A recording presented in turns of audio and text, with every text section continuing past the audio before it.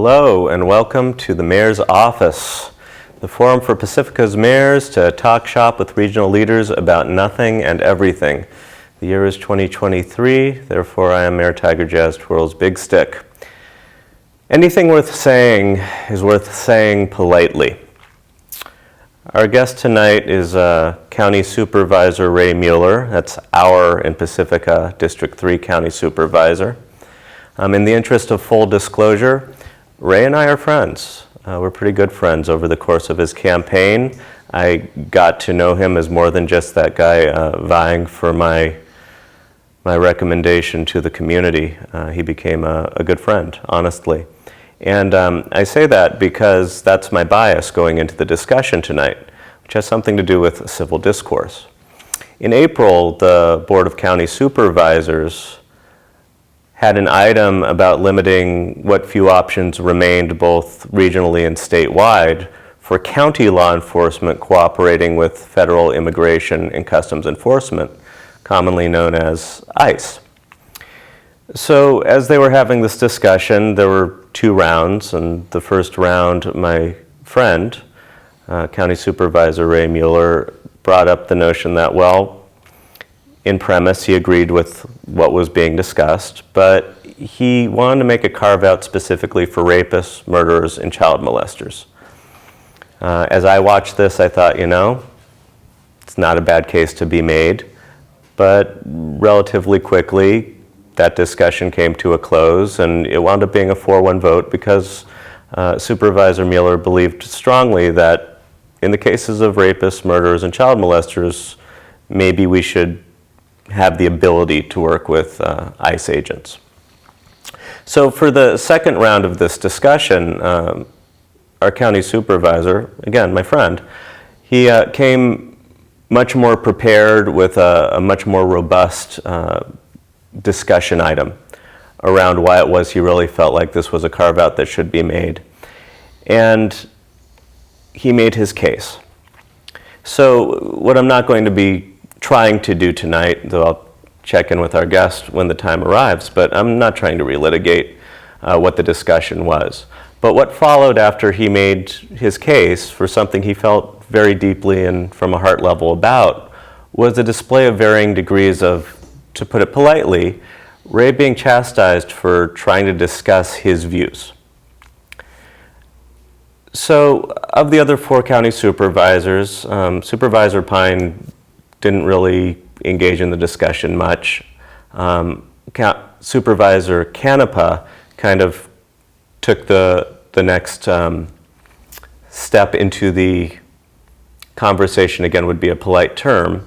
And I'll admit, and again, my bias is I have this friendship over here, but the way my friend was talked down to in that moment really the feeling was anger. I was here talking to Mary Beer last time about emotional intelligence. I'm just going to own that in that moment in time, this is back in April, we're shooting this in July, that was the emotion that was going through me. And it was really hard for me to think kindly of the way my friend was treated. So again, Supervisor Pine kind of stayed out of the conversation while the other 3 supervisors, Corzo, Canepa, and Slocum, made their comments, which, again, to my sensibility, came off to me as being rather harsh. And ultimately, it ended up being a 4-1 vote. So I wanted to discuss this with my friend Ray. And initially, what I wanted to do was show video footage of what kind of things were said and have an interaction, and again, about civil discourse from that perspective. Since then, time has passed, and Supervisor Mueller, who I'm going to start referring to as Ray because that's the way I think I should be speaking going forward, especially about my friend, has had positive interactions with his fellow supervisors since that moment in time, in a place where it seemed like there was an opportunity for relationships to be irreparably torn to shreds. Well, since then, Ray and Supervisor David Canepa have sat on the same side of an issue in a 3-2 decision. In fact, the founder of Mazzetti's Bakery, recently passed away, and our supervisor was gracious enough to pass the microphone to Supervisor Canepa, who had a relationship with that gentleman before he passed. And it feels a lot more like fences are starting to get mended and bridges are starting to get built. So I want to turn now to Supervisor Ray Mueller, again, our supervisor here in San Mateo County. Hi, welcome. Thanks for having me. Thank you so much for being here. I'm honored. Yeah, it means a lot that you decided to take some of your time, because I know how busy I am, and I figure you got to be way busier than I am. So I always have time for you, and I always have time to be here in Pacifica. It's such a to come down the hill and to see the ocean there and the waves just licking the shoreline, and to be amongst friends here in Pacifica. I always have time for it. I look forward to it every time. To be fair, it's hard not to look forward to being in Pacifica, and I'm so blessed to live here.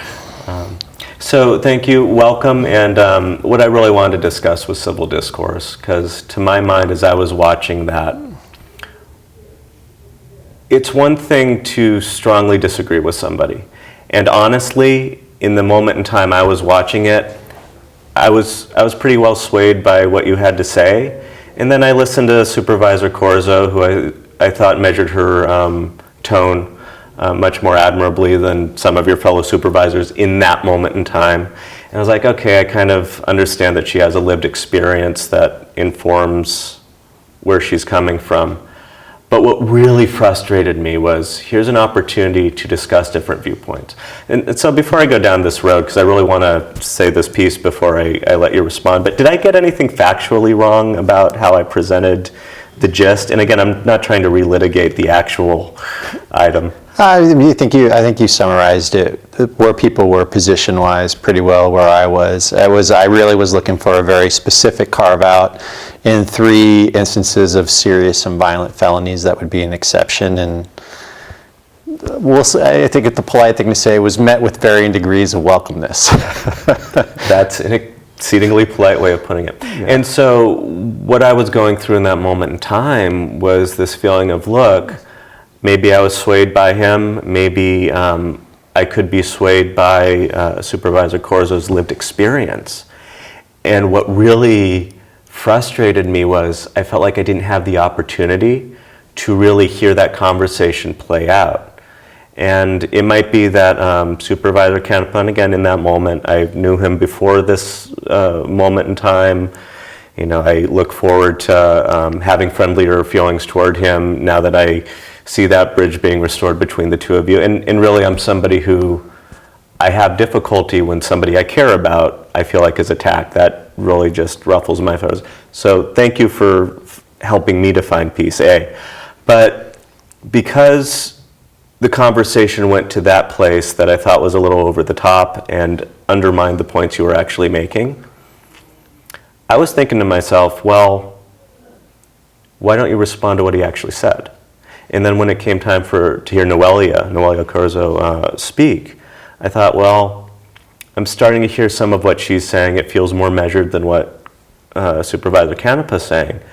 But I feel like because of the way your points were rebutted, maybe she doesn't have the opportunity to engage in discussion the way I would hope that civil people can engage in discussion. Mm-hmm. And maybe we should start with just, tell us a little bit about what was going through you in that moment. And, I hope that's not, I imagine a lot was going through you in that moment.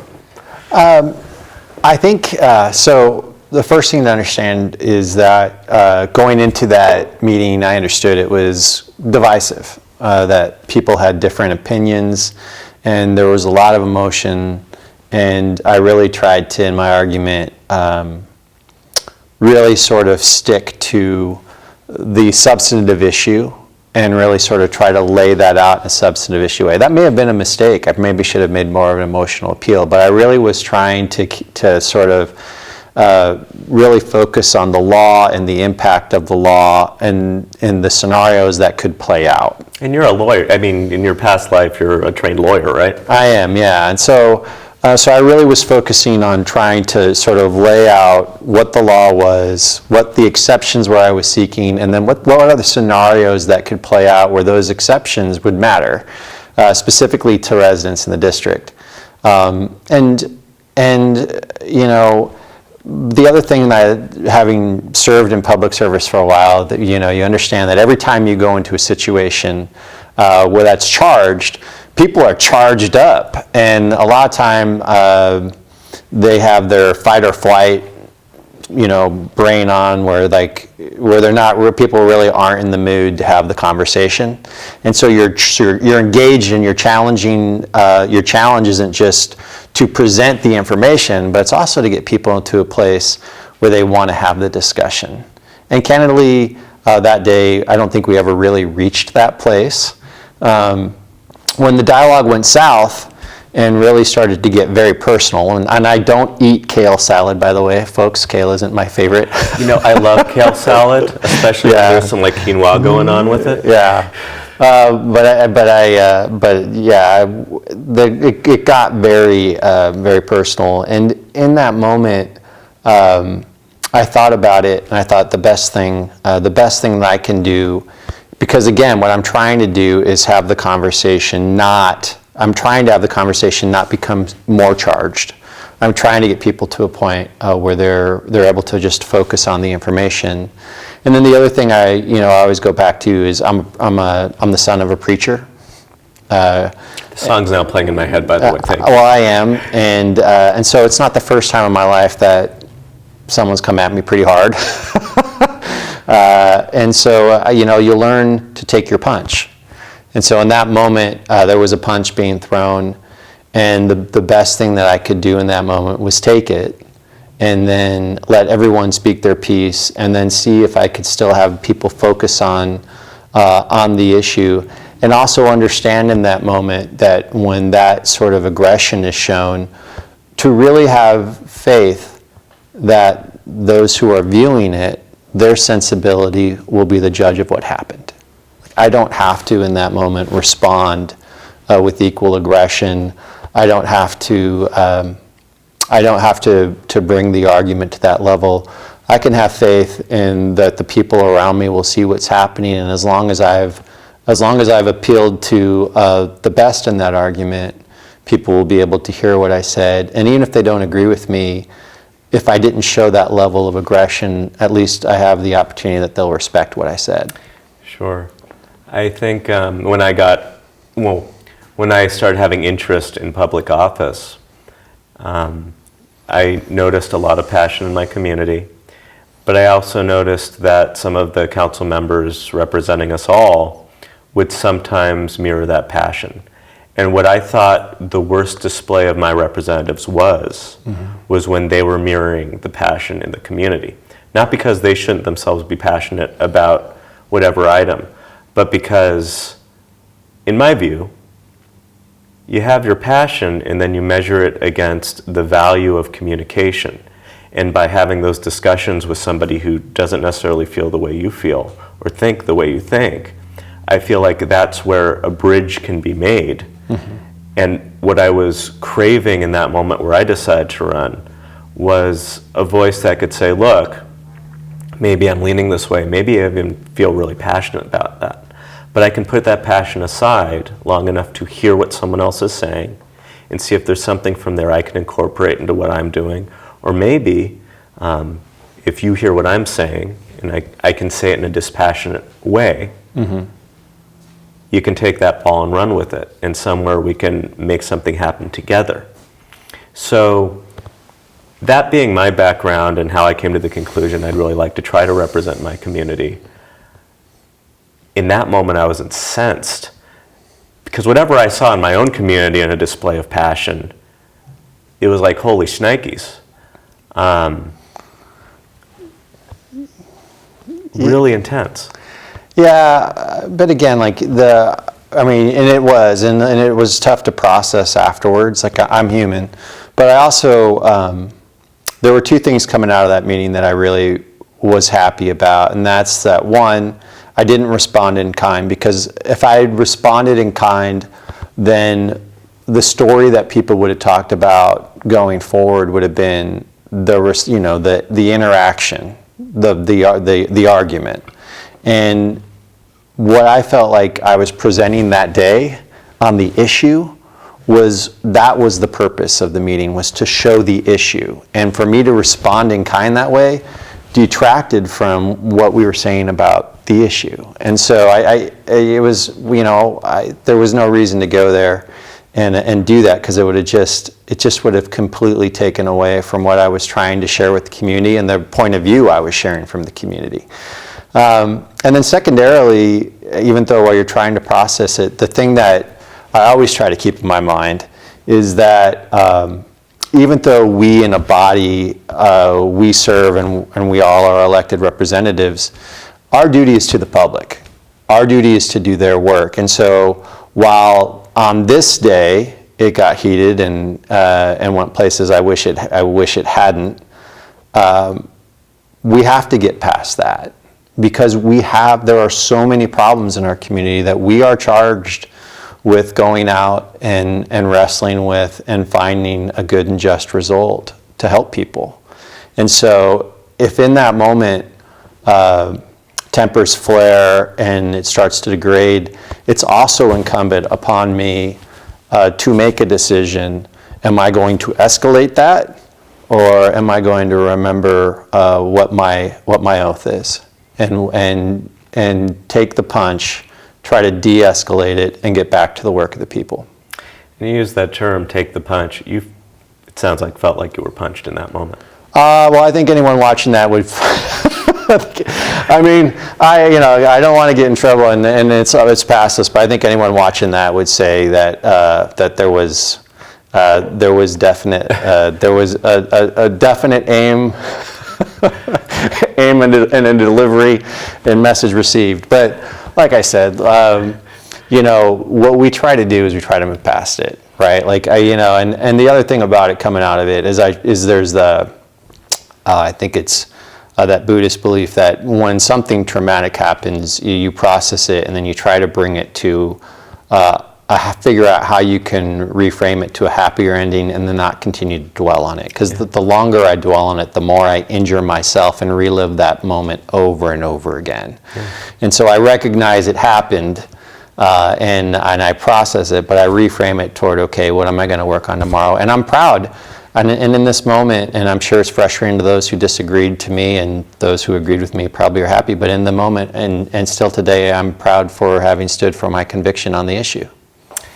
And you spoke earlier about faith in the public, and it occurs to me that in that moment in time, from what I heard, and I didn't have the time, honestly, to listen to every public comment, but I listened to a lot of them. And a lot of people, I heard people saying, I fundamentally don't agree with what Ray's saying, but boy howdy, it would be nice if y'all would speak a little bit more civilly toward him. And the range was from there to, a lot more in support of the position you were presenting that day. Mm-hmm. And so I feel like that was maybe a step toward that arena recovering the civility that I would hope that could be maintained. But, it felt like for whatever reason, people felt like they needed to approach the issue and what you were saying in whatever way they did. It felt like step one in the healing process, and now I'm trying to get onto the healing process because honestly, I personally dwelled more than enough on my personal feelings. And again, you're my good buddy, so watching that, I've shouted toward those who know the various players in ways that I could because it was safe and they understood what I was saying. And there was one council member from one city, and I was, saying, well, this is how I'm feeling this week. And he's like, well, let me give you some different perspective where I feel like Canepa really helped me and my community in this instance. And I was like, okay, thank you for helping me to extract some of that poison, because ideas about policy notwithstanding, it's hard for me to watch somebody I genuinely care about apparently be attacked. Yeah. That's hard for me. Well, and to be fair, that council member who shared that with you is right. David, Supervisor Canepa's done great work on other issues, and that was also something for me to keep in mind, was that was one moment in time, right? And so, and look, we're in the arena, right? Like, you're in the arena, those moments are going to happen. I think what's the most important thing in instances like that is to remember that it's the work of the people, and we need to get other stuff done. Like, at the end of the day, there are so many issues confronting people in this county right now who need help, and there's no time for the vanity in trying to seek retribution or revenge or all of the different machinations that can happen out of that. I truly, like you said, people commented in the meeting about what they saw. I am so grateful to members of the community. We heard, there was a tremendous amount of support that came in emails and phone calls afterwards, which was great, and lifted, certainly right afterwards. There was processing taking place, so it felt, to feel the embraced community was wonderful, and I'm always be very grateful for that. And then afterwards, we continue to work and find common ground and do good things for the community. And I truly believe that even in don't get me wrong, like you're always a little nervous, but you give each other opportunities to build bridges and to do things together and find trust and help each other. And Supervisor Canepa has been on the board a long time. He's done a lot of great things. I'm sure he's going to continue to do great things with the board, as will my other colleagues. And the great things that they do that I want to be a part of, and I hope the issues vice versa. And at the end of the day, there will always be politics, but hopefully we'll leave politics to political season. Yeah. and just help people. Yeah. Right. And as I'm on my quest to heal and to try to, my brother gets attacked from my perspective, and that makes me angry. And then, okay, how can I start recovering and rising to the better person I would wish to be? And ultimately, this is somebody whose hand I want to be able to shake at the end of the day. And this action made it harder. But tell me some of, so it seems like y'all were talking about renters' rights recently, which is another one of those. I think that in California and San Mateo County, generally speaking, the politics lean pretty left. And so that gives us the opportunity to say, okay, how does that discussion go? Because it's easy for somebody who leans left to pick apart the right-leaning party, I think. I think that's, in general, criticism's a simple thing to do. I'm getting too much on the verge of it myself tonight. But it's easy to do that. And so I feel like when we're all kind of playing on the same team but having that discussion,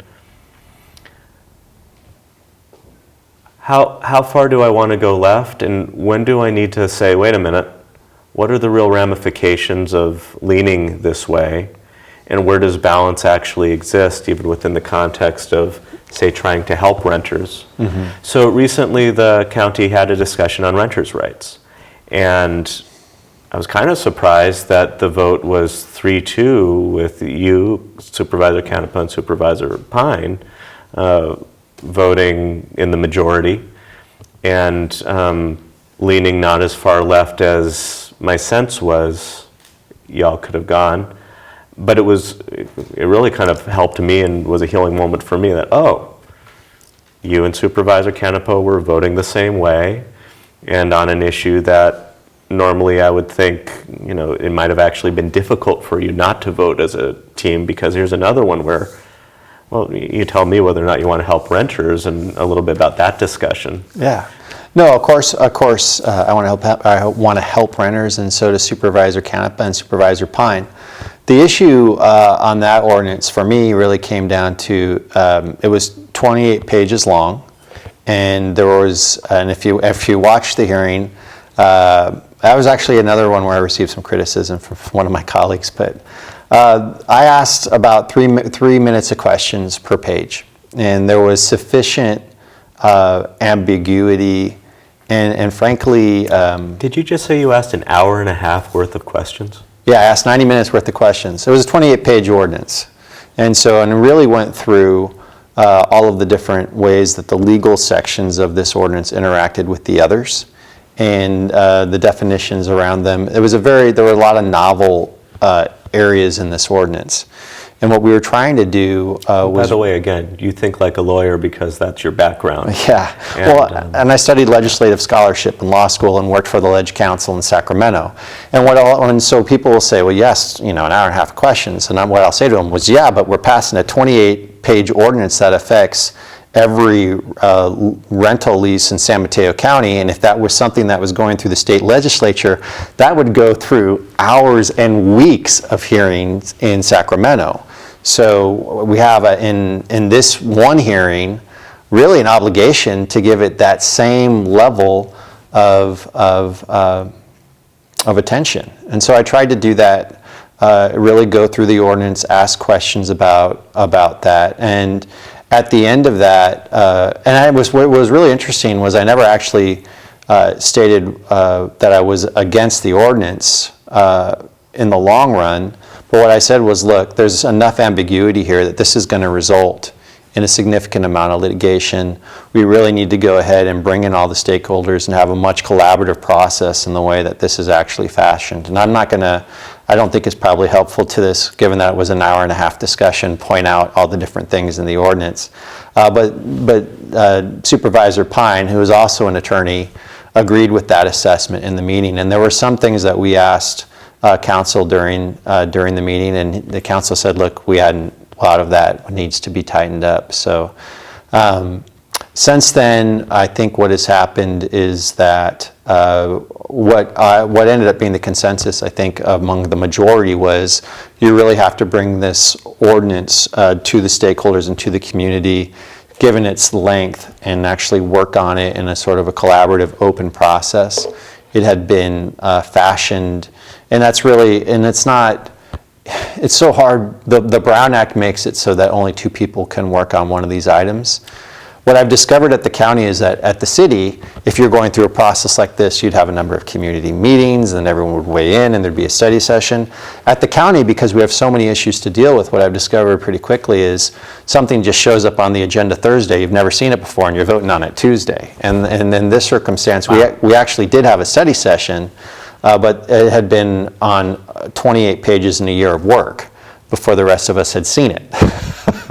Which leads to sometimes you can go pretty far down the path and then have to adjust, and I think that's where we are right now. Supervisor Canepa raised in that discussion that he'd like actually to see implementation of the current law that was recently passed and education around that, and see what the impact of that is, and whether or not that sort of negates the necessity for some of the reasons for this ordinance. And so I think that also is taking place on a dual track. So what did it feel like to essentially, on the same side of him voting-wise, essentially working with somebody whom prior to then maybe the working relationship had seemed not quite as robust? It felt fine. I mean, I don't know how to describe it. It just felt like we were doing, again, afterwards, the two of us sort of looked at each other, and I actually said to Supervisor Canepa, let's just focus on doing the work. Like, we're just focused on doing the work and doing it in the interest of the public. And I think that in that circumstance, what you're looking at was that ordinance was written in such a way that I really think it would have kept rentals off the market. Well, did Supervisor Canepa in that moment, when you say that, give you that knowing nod? Oh yeah, absolutely. Agree with that? Cool. Yeah, no, you just move past it and you keep going. So, and look, what does the future hold? Will we have disagreements over policy in the future? Absolutely, 100%. It's guaranteed to happen. It'll happen with every member of the board. That's at one point or another, and if it doesn't, I think that's a problem. I think we should disagree and have robust conversation. Well, and I guess being new to the board, and Supervisor Corzo is new to the board, there's not much in terms of really coalescing yet that could have happened back in April, and I imagine still y'all are still new to each other. But it feels to me like when you've established relationship with someone, that in and of itself makes it more difficult to take certain positions with a person. And to me, learning how to disagree respectfully is the finest art we can find in public service. Because again, it comes down to often we do feel passionately about whatever position we take, and if we happen to take a position that's apparently diametrically different than the person we're trying to ideally discuss it with, it feels like if you don't have that relationship to kind of act as a buffer to the conversation, I could see how that would be a conversation that could go off rails quickly, but it seems like as a relationship forms, then you have this buffer of, oh wait, maybe I don't want to ruin this buffer. Yeah. I mean that's true, but I mean I've always been the type of person that if I believe something and we have a relationship, I'm going to be pretty candid with you how I feel about it, and I'm going to vote, and if we disagree on it, I'll vote differently than you, and our friendship and that relationship should be strong enough to survive that, and if it isn't going through that, hopefully we'll build that relationship to make it survive. Sure, but as you're being candid with me, presumably as you're telling me exactly why you're not going to vote the way I would prefer, you're also presumably not calling me a putz to my face. No. Well, I think I mean, the one thing I would hope that people have seen out of me on the board to date is I won't always vote the way everyone else is voting, but hopefully they see that I do that in a respectful fashion, and that's what I've done on the board in argument, even when things have started to get a little colorful. I hope that everyone has seen it, that I've kept that demeanor. You do keep a very even keel, my friend. That's something I've observed about you. So moving on from this, there's another moment in time, and you and Supervisor Canepa shared recently. The man who founded Mazzetti's just passed. Mazzetti's Bakery is a Pacifica institution, has been for a very long time, and we get to mourn a loss. So you had the opportunity to speak at a gathering, and I hear tell that Supervisor Canepa respectfully asked to work with you in that instance. Yeah. I mean, so before our board meetings, we always do remembrances for people who made impacts in the community, and we had planned this morning to go ahead and do a remembrance for Mr. Mazzetti. And on the way to the board meeting, Supervisor Canepa called and said that the Mazzetti family had been family friends with his, and asked if it was all right if he joined in the remembrance. And I said, of course. I mean, that's a no-brainer. So, and candidly, I told him I thought he should just speak before me. And he said, no, I'll go ahead and follow up after. So but that is not, that hardly feels like something to be applauded. I think that's just common good sense. I also recognize the fact, and if you saw his comments, he's also grieving. And so, and my heart goes out to the whole Pacifica community who's grieving, and to the family. So that was just good sense, and was happy to do that for him and for the family, and so. To me, like I say, my trope is kind of healing past moments that are disconcerting, jarring for me, and it's a personal bias when somebody who I deeply care about, and my friend, you are my friend, and I care about you, bottom line. Feelings are mutual. When I first met you, I did not think that was going to happen. I thought, who's this guy asking for my endorsement? And it was like one of the biggest surprises and pleasures during my political career that I got to make this friendship out of it. And so, to me, friends are akin to family. There's, in my mind and my emotional center, there's very little separation for me there. Thank you. And so when a friend of mine feels like they're being attacked, that triggers me. And that's what it is that really triggers me.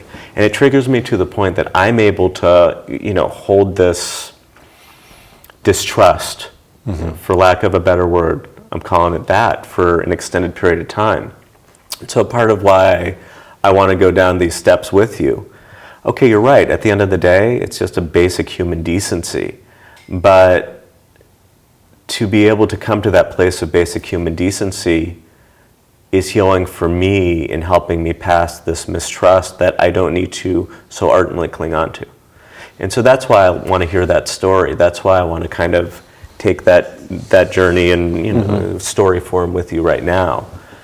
And it goes back to what the primary topic of tonight's discussion is for me, which is civil discourse. And for me, things come up, right? And whatever the reason, things come up, and that doesn't need to be a final note of a relationship. It doesn't need to speak to a permanent condemnation, but it's a shock. And depending on the shock, and for me it was a bigger one, healing is something I seek. Yeah. And so as you're coming to this place where it's, well, there's nothing to it, it's human decency. For me, that's healing. Yeah. No, I appreciate that. And it has been, I mean, it is a healing process. So, yeah. But, you know, and part of that too is like when you have a tough, and I think we all experience in life, when you have a tough moment with someone, especially, I mean, it's amplified because it happened in public, right? Everybody's looking at it, and it probably happened because it was in public, so it was a bit of a show. And you have to process that too, right? And don't get me wrong, like at the end of the day, so there's the work we do, and then there's political. And so we get judged on our votes, and we put them out there for people to see, and then people judge us on that. And then in that booth, they may judge us too on the way we comport ourselves. And so, you know, but our record has to be our record in the past, right? Like every day we approach the work with a new sunrise. And it's what are we going to get done today to help people? And at the end of the day, people are going to go back and look at that record. But if I'm constantly worried about that record or the person's next to me record and we're not worried on today, I'm wasting moments in today. And, you know, it's funny, at the county, what I've discovered is when I was in local city politics and public service, there was so much to do. And you tried to do everything, and you were really constrained at the city level by how many resources you have. At the county level, what I've discovered is I have a resource issue, but now I have more of attention of the state and feds, and so if it's a good project, I got more buy-in. Now the thing I am limited most by is time. In every single situation throughout my district in this county, there are lots of issues, and there's people on both sides of them, and they all are very passionate about their beliefs, and I want to bring a solution to each one, and I only have so much time in each day to get to each one of them. And so just waste any time on this other nonsense in the past makes it that much harder to get those other things done. And it really is like I don't have time for it. And and my staff will, if you ask my staff that, they'll tell you, yeah, he says that. I'll say like something will come up about someone doing something. I'm like, guys, we just don't have time. Like there's no time to focus on that. Like we can only have so much time in a day to get a solution done on the problems we decided to work on today. Well, as the humanity is clearly flowing into your relationship with Supervisor Canepa, and thank goodness, because I don't want to waste any more time on, my bad feelings over a thing that happened. I think you mentioned before that you've also had interesting discussions with Supervisor Corzo. And again, this is a pretty new relationship, and you're both new supervisors. So as of today, you're starting to gear up to maybe work on something with her going forward, yeah? Well, yeah, I mean, just today the county appointed, and during our meeting today, we had the Juvenile Justice Task Force present to us about issues taking place in juvenile hall. And one of the issues that happened in the county was some years ago, the county closed one of our camps. That was where we sent young men. And we still have a camp for young women, but we don't have a camp anymore for young men. And during the discussion today, Supervisor Corzo and I both asked questions about that. And ultimately, at the end of that discussion, I asked the county to put together a subcommittee to look at the feasibility of reopening that camp so that we had an alternative place for our youth to go through rehabilitation. And Supervisor Corzo and I were both appointed to that, and we'll be working on that, and I look forward to working with her on that. We always, it's just, you know, there's so many beautiful things to work on together you just can't dwell in a moment in the past in another meeting. Like it's such a waste of why we were put into office. Reminds me of a lyric from a Leonard Cohen song. Don't dwell on what has passed away or what is yet to be. Ring the bells that still can ring. Forget your perfect offering. There is a crack in everything. That's how the light gets in. Yeah. Yeah. And it's true, and that is how the light gets in. I mean, the thing that you learn over time, and especially in public services, look, we have, for good reason, people are always coming to us impassioned. I always say people never come to public servants to say, you're doing a great job. Because on the good things, people are out and they're raising their families and they're at the beach, they're doing wonderful, they're doing public service, they're doing great things. So if they end up in front of me, there's a problem. And they're not always smiling. And so if one of the things that you deal with is you need to find joy and happiness in the moment and hope in that future to compel you to keep moving. And if I'm dwelling on hurt and if I'm dwelling on the things that are negative, I'm depressed.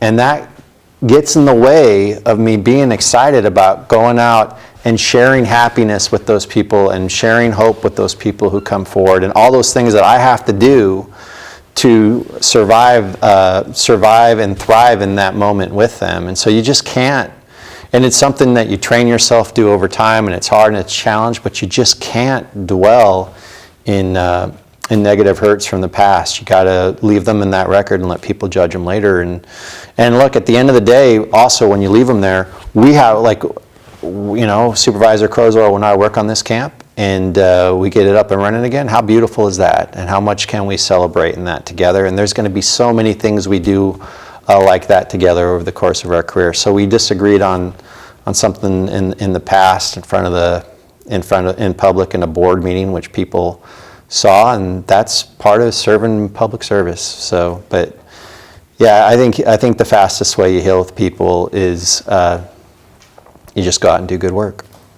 Right on.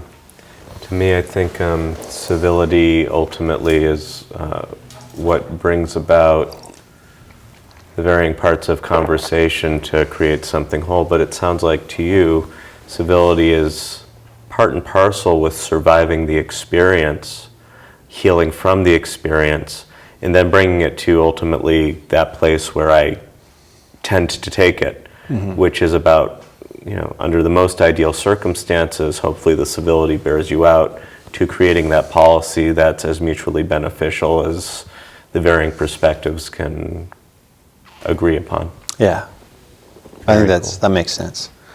So. Right on. Well, thank you for taking that journey with me. So there's lots of other stuff going on in the county. And again, it was really important for me to go on that journey with you. It's a part of my healing. And also it deepens my understanding. So let's talk about some of the stuff that's just going on in the county and let that past finally go out into the ocean where we're blessed to sit beside.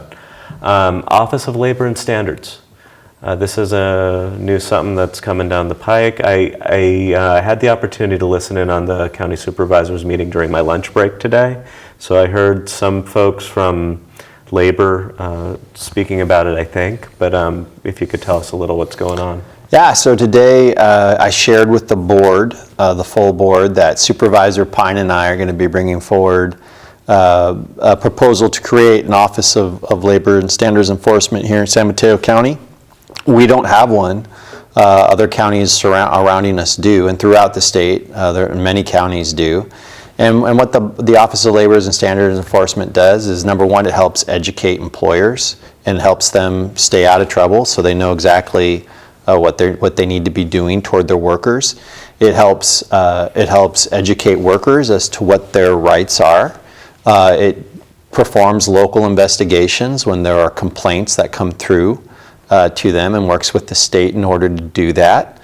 And then it can take enforcement actions. And so all of those things are really important. And when you have a really good Office of Labor Enforcement, it does a really good job of helping businesses stay out of trouble for doing things they didn't know they're not supposed to do. And what's really interesting in San Mateo County is a number of the cities have adopted minimum wage ordinances or have done things in this arena, but we are contracting out with Santa Clara County or to go ahead and have them do all of these other actions. And so San Diego County has figured out how to do this. I am been informed on a cost-neutral basis, and so we're going to be talking with San Diego County. But what you heard today at the board meeting was, after we shared that, there were representatives from different labor groups across different unions, both public unions and private unions, indicating that they were celebrating that San Mateo County was going to go ahead and be moving this direction. Right on. Let's backtrack a little bit to the rocky start to your career outside of the politics of discussion. I mean, you get started, these storms just wallop the holy heck out of the entire region, out of the entire state. And on top of that, you have a shooting in Half Moon Bay, 7 people. Yeah. Oh my goodness. And I think part and parcel with, kind of the topic of being, how do we make something good out of something that initially ain't so hot? Yeah. Tell us about what you went through and where we're going because of it.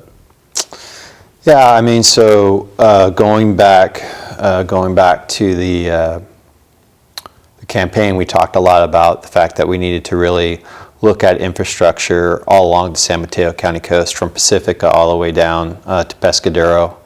Really identified that there was a lot of infrastructure that was aging and lacking investment. And then got elected in November, and in December the skies opened. And I was actually in Disneyland on a family vacation when I got the call from County Council that they needed to swear me in early, that a big storm was coming, and boy, it was a wallop of a storm. And it just kept raining for 3 months. And all of those things we had talked about infrastructure bore out. And we saw roads, highways go out with giant sinkholes and mudslides and boulders, and we're still rebuilding roads that went out through that. So we saw a road and drainage infrastructure tested to its limits and fail. And what I like to share with people is, what we saw was not only infrastructure failing, we saw our lifeline infrastructure failing. So you saw roads that people need to take to get to hospitals. We had a line cut in La Honda, which eliminated cell service to a good portion of the mountain region and the coast. So we had been working through the storm system to try to ensure that I would have one lane to get people to the hospital on the other side of the hill. And then now I'm sitting there wondering, okay, can people even call to get medical attention? And so coming out of that, though, you reframe it. And so you say, okay, I have an opportunity now to go ahead and move this forward in a rapid succession. And so we got I was able to get funding for the Coastal Resilient Infrastructure Strategic Plan, the CRISP, that will go ahead and prioritize all the infrastructure projects along the coast and go out, and we'll be able to go to the state and federal government to ask money for things, figure out how the county is going to fund certain infrastructure projects. We were able to bring together a stakeholder group of all the telecommunication companies, Congressman Eshoo, Senator Becker, Assemblymember Berman, and Caltrans, and say, look, what do we have to do to bring a cable through the tunnel so that we can have redundancy for telecommunications for the coast, so that if one side is broken, we still have access. We were able to get everybody to agree to do that, fast track a project by 4 years, and the Coastal Commission just approved the permit to bring that line through. Yay. So we will have that done by December. Just yesterday, I was in a meeting, press conference with Congresswoman Neshew, and she got a boatload of money in the billions for the country nationwide, but a lot of it for California, to go ahead and bring broadband to our rural communities here in San Mateo County, which again, infrastructure project sorely needed.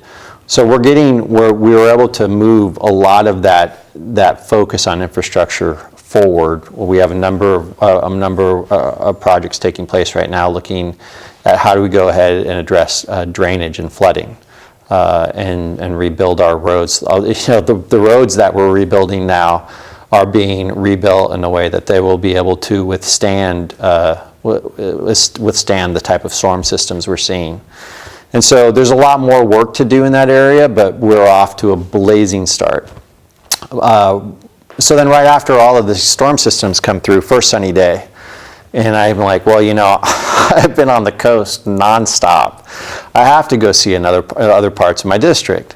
So today, that day I said, I'm going to go to San Carlos and visit with folks in the education community there, and drove out to San Carlos and was getting coffee with folks and meeting with people, and then was driving back, and phone rang, and it was County Executive Callaghy, and he said, hey, I'm really sorry to report this, but there's a shooting taking place in Half Moon Bay. We need you to get out there right away. And that was the shooting that took place, obviously, with the farm workers at the farms down there. And Whirlwind saw the community rally together around the farm working families that night, and for a number of days afterwards. And then we took a bunch of measures at the county to go ahead and make sure that we provided housing for a year for those families, and supportive services, and just money for food and for the things that those families would need. But what it really highlighted in the days following was the focus to build housing, to give everybody in our community a safe and healthy place to live. And we are light years down the track from that day.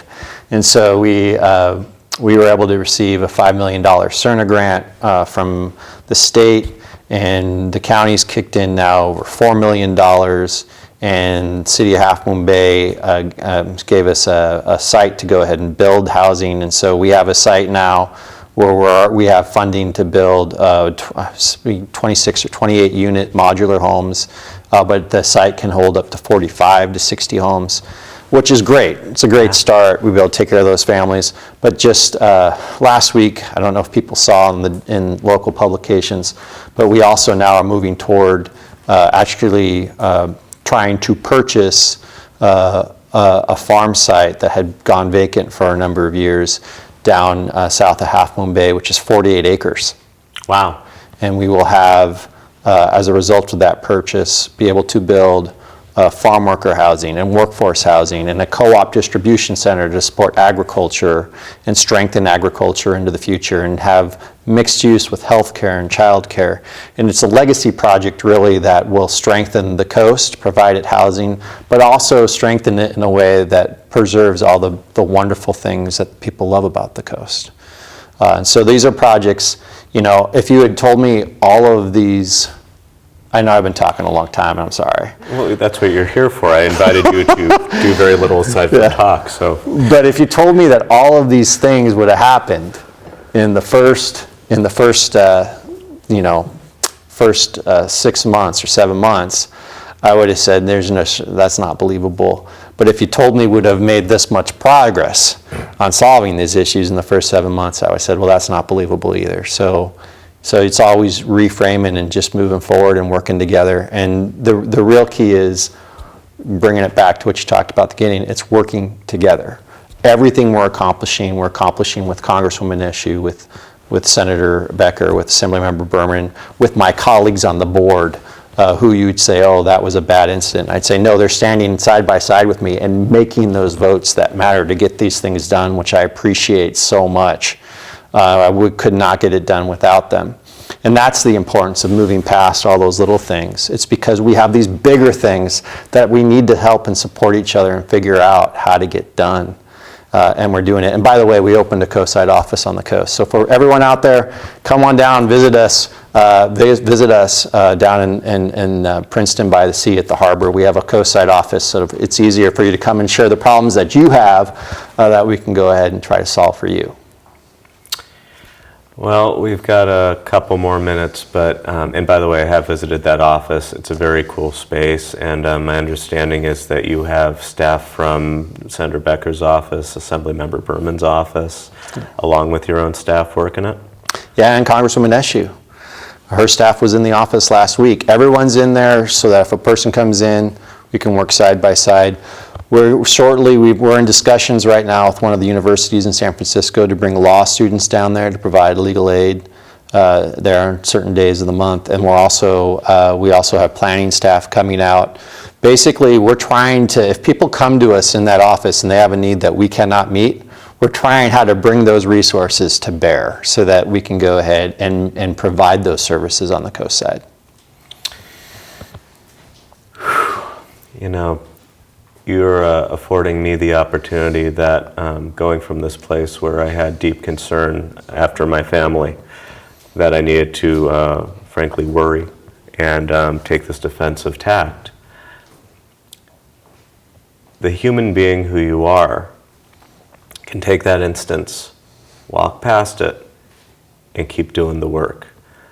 You've convinced me to lay down my trepidations, to put aside my mistrusts, to reach out my hand where before I was really hesitant, genuinely so when I was in the physical space, and that you are calling upon that sentiment, that you are walking beside your colleagues, no matter what the issues have been in the past, top to bottom and everywhere in between, to get the work done. You know, I see you light up talking about the work you're doing for this not small community. And it's extraordinary work that, I think you used the term legacy. You, my friend, are somebody who thinks big, whose vision is wide, whose heart is able to match, and who does not allow yourself to go to that place that anybody else would be reflexive as though they're hammer whacked with a knee, but keep your head down for that moment so that apparently you can get past that knowing that a storm will eventually pass, and you can then get to work rebuilding everything from metaphorical relationship to genuine structure. Thank you so much for being here tonight, for sharing your vision with myself and our community.